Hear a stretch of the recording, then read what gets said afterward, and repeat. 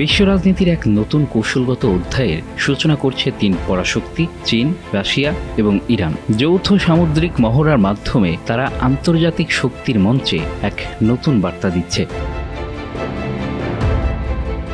এই মহড়ার মূল লক্ষ্য কি? পারস্পরিক সহযোগিতা বৃদ্ধি, আন্তর্জাতিক সমুদ্র নিরাপত্তা জোরদার করা এবং বহুপাক্ষিক সহযোগিতাকে আরও দৃঢ় করা। ইরানের চাবাহার বন্দরে শুরু হতে চলা এই মহড়া শুধু একটি সামরিক অনুশীলন নয়, বরং একটি সুস্পষ্ট বার্তা। আঞ্চলিক নিরাপত্তার স্বার্থে একসঙ্গে কাজ করবে এই তিন দেশ।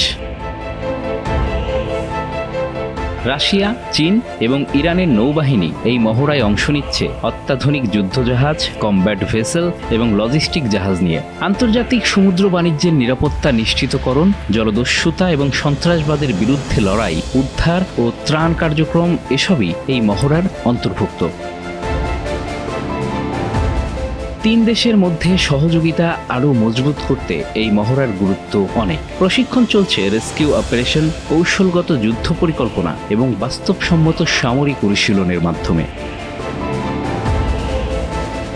বিশেষজ্ঞরা বলছেন, এই মহড়া শুধু সামরিক দৃষ্টিকোণ থেকে গুরুত্বপূর্ণ নয়, বরং আন্তর্জাতিক রাজনীতিতে শক্তিশালী বার্তাও দিচ্ছে। পশ্চিমা আধিপত্যকে চ্যালেঞ্জ জানানো এবং সামুদ্রিক নিরাপত্তার ক্ষেত্রে স্বাধীন উদ্যোগ গ্রহণের দৃষ্টান্ত স্থাপন করছে এই তিন দেশ।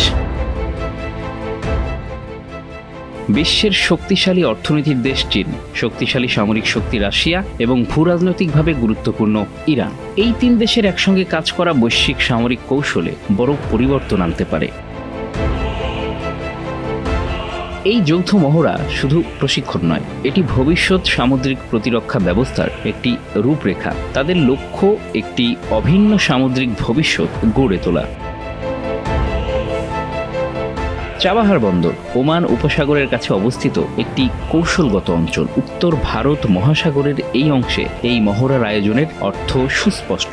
বৈশ্বিক শক্তিগুলোর সামুদ্রিক উপস্থিতির ইঙ্গিত এবং আঞ্চলিক নিরাপত্তার জোরদার করা। এই মহড়া নিয়ে পশ্চিমা বিশ্ব কি ভাবছে?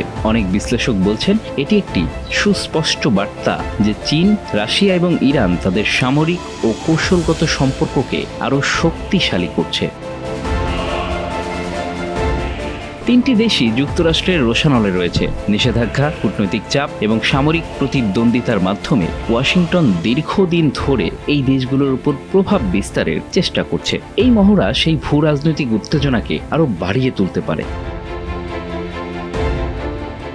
এই মহড়া কবে শেষ হবে তা এখনো স্পষ্ট নয়, তবে এটি যে বিশ্ব রাজনীতির চিত্র পাল্টে দিচ্ছে তা নিশ্চিত। ভবিষ্যতে আমরা দেখতে পাবো এই তিন পরাশক্তির মধ্যে আরও গভীর সহযোগিতা এবং নতুন কৌশলগত পদক্ষেপ।